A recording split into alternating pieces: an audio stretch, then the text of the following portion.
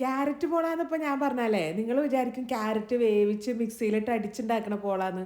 ഇതല്ല, ഇത് ക്യാരറ്റും ഈത്തപ്പഴവും ഒക്കെ മിക്സിയിൽ അടിക്കാണ്ട് ഉണ്ടാക്കുന്ന ഒരു പോളയാണ്. അപ്പം അതിന് വേണ്ടിയിട്ടേ ആദ്യം തന്നെ പാനിലോട്ട് നമുക്ക് ആദ്യം കുറച്ച് നെയ്യ് ചൂടാക്കി കൊടുക്കണം. അതിൻ്റെ അകത്തേക്ക് അണ്ടിപ്പരിപ്പ് മുന്തിരിട്ടിട്ട് നന്നായിട്ട് അങ്ങോട്ട് വറുത്തെടുക്കുക. അതിൻ്റെ അകത്തേക്ക് ഗ്രേറ്റ് ചെയ്ത് വെച്ചിരിക്കണേ ഒരു രണ്ടോ മൂന്നോ ക്യാരറ്റ് എടുത്തോളൂ കേട്ടോ.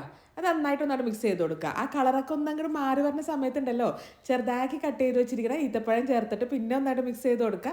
ഈ ഈത്തപ്പഴമൊക്കെ വേണമെങ്കിൽ ചേർത്താൽ മതിട്ടാ. ഈ സമയത്താകുമ്പോൾ പിന്നെ നമ്മുടെ വീട്ടിൽ ആവശ്യത്തിൽ കൂടുതൽ ഉണ്ടാവുമല്ലോ, അതുകൊണ്ടായിട്ടാണ് ഞാൻ ചേർത്ത് കൊടുത്തിരിക്കുന്നത്.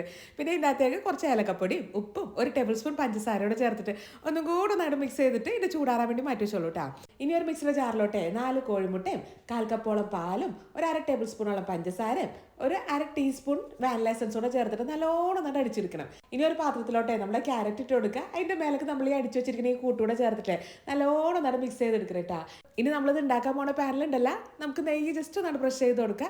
അതിൻ്റെ മേലെ നമ്മുടെ ഈ ഒരു കൂട്ടം ഒഴിച്ചു കൊടുക്കുക. ഇത് ഒഴിക്കുന്ന സമയത്തുണ്ടല്ലോ ക്യാരറ്റ് ഒത്ത നടക്കും, ആ ഒരു ബാറ്റർ ഇങ്ങനെ ഓടി നടക്കും. അപ്പം നമ്മൾ അതൊന്ന് ഇങ്ങനെ ലെവലാക്കി കൊടുക്കണം കേട്ടോ.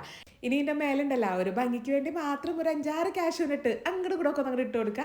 എന്നിട്ട് അടച്ചു വെച്ചിട്ട് ഏറ്റവും ലോ ഫ്ലെയിമിൽ വെച്ചിട്ട് വരട്ടെ ഇത് വേവിക്കാനായിട്ട്. ഒരു സൈഡ് വെന്ത് കഴിഞ്ഞാൽ ഏതാണ്ട് മഞ്ഞളിട്ട മാതിരിയില്ല എന്തോ ഒരു നിറാണ്. ഇനി വേറൊരു പാൻ വെച്ചിട്ട് ഇതിനങ്ങോട്ട് മറിച്ചിട്ട് കൊടുക്കുക. മറ്റേ സൈഡ് കൂടെ റെഡി ആയാൽ പാനിനോട് മാറ്റിക്കോളൂ കേട്ടോ. ചൂടൊന്നും അങ്ങോട്ട് അറിയതിന് ശേഷം ഇതേപോലെ കട്ട് ചെയ്തെടുത്താൽ മതിട്ടാ.